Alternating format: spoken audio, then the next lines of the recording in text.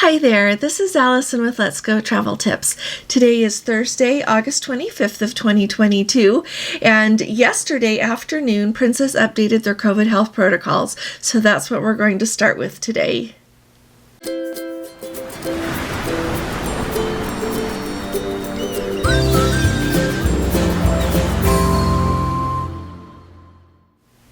So Princess has updated their COVID health protocols, and these updates go along with the updates that they have already announced that will go into effect on September 6th of 2022. So if you are on a sailing that departs before September 6th of 2022, you just carry on as we have been doing. But then with all voyages starting September 6th and after, these new updates will come into effect. So if you are going to be sailing from the US, the UK, or the EU, these protocols are going to be in effect. So I'm going to tell you what the protocols are for the general, as I would call it, voyages first, and then what the requirements are going to be if you are sailing somewhere that has special requirements and has to go by what they are calling their enhanced protocols. So first of all, if you are fully vaccinated, meaning that you have received your primary dose of COVID-19 vaccines and have that final dose within at least 14 days of embarkation, you don't have to do a test. If you are sailing on if you are not vaccinated, then you need to do a self-administered antigen or a medically assisted PCR within 3 days of embarkation. That is for these general voyages. Now, if you are going to go on a voyage that is a full Panama Canal transit, a trans-ocean crossing, so that would be a trans-Pacific or a transatlantic, or a special voyage, or Greece has their own guidelines, as does Canada, because they are very specific with what they require. And so if you are going on one of these other voyages, your trans-ocean, your trans-Pacific, or your transatlantic, or your full Panama Canal transit, you are going to have to do a medically assisted antigen or PCR test within 3 days, whether you're vaccinated or whether you're not vaccinated. That just applies to everyone across the board. And if you are going to go on a sailing that visits Greece, departs from Greece, or arrives in Greece, you are going to have to follow these protocols. So to be considered fully vaccinated on these voyages, if you are 18 years or older, you are going to have had your COVID vaccines. And then if it's been more than 9 months since you received your initial COVID vaccines, you're going to need to have your booster. And if you are up to date with all of that, you can do your antigen test within 2 days or your PCR test within 3 days, and those need to be done in person with a medical professional observing. You can't do those with a video call, and you can't do it on your own. If you are fully vaccinated and you are ages 5 to 17, you just need to have received those initial vaccines, and you'll need to do your antigen test within 2 days, your PCR within 3 days, and that also needs to be done in person. And then finally, if you are not vaccinated, please contact us to request a vaccine exemption.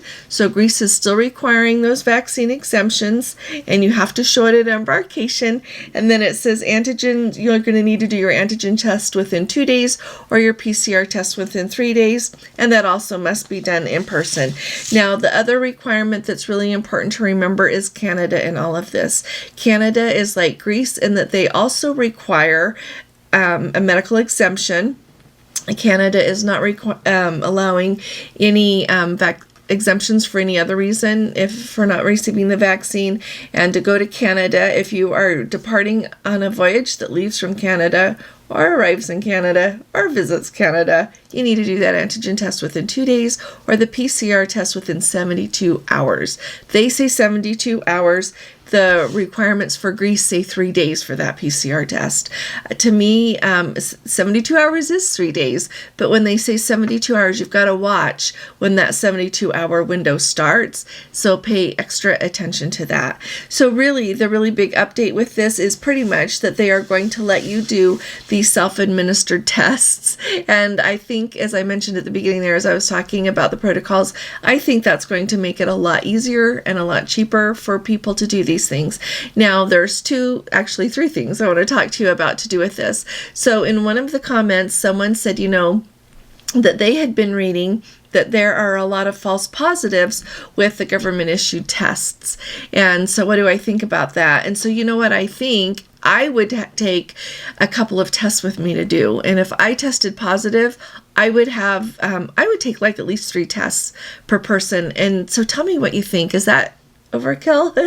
That I would take a couple of extra tests so that if you can do a self-administered test and it comes up positive, so that you can do a couple of others to figure out if it's a false positive or if it is positive. It also, I would also do it with a window big enough that I could go somewhere else and have a test done. That might save you having to carry a whole bunch of tests with you if you're traveling far to go on your cruise. So let me know what you all think about that. The other thing I wanted to talk to you about is I got a message from someone asking me if I think that cruise fares are going to go down the closer we get to sailings. So if you have looked at cruises very much for next year, you will notice that the prices are up. They are up from where they were since the cruising restart has started. Now, when you look at that, I know that when we restarted, the prices actually were good because they wanted to get people on the cruise ships. But also, our economy right now, the price of gas has gone up so much, and the price of food has gone, and everything else, quite frankly. Here in the United States, if you're somewhere else, tell us how it is where you are.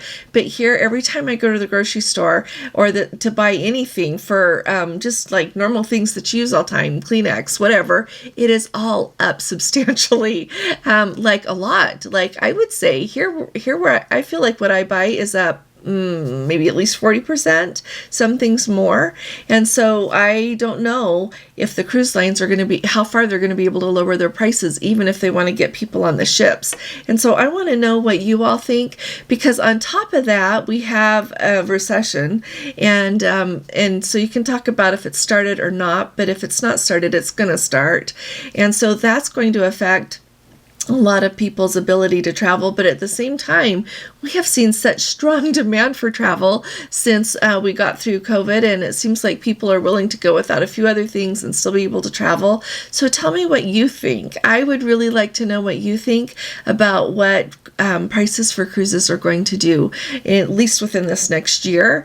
As we roll forward a little bit, I just find it really interesting to think about all that. So, and I know we've got some economists here. We've got people that watch the stock market. We've got a lot of you that are really have a close eye on what's going on. So I would like to hear from you, and I would like to hear from everybody that just has an opinion on that, and let us know what you think. I really appreciate you all being here with me. If you have not subscribed yet, please do subscribe. We really need you with us, and I think that you will really enjoy being here with us. If you appreciate these updates, would you please be sure to give this video a thumbs up, because that really does help us out. I'll be talking to you all again really soon. You all take really good care. God bless you. Love you. Bye-bye.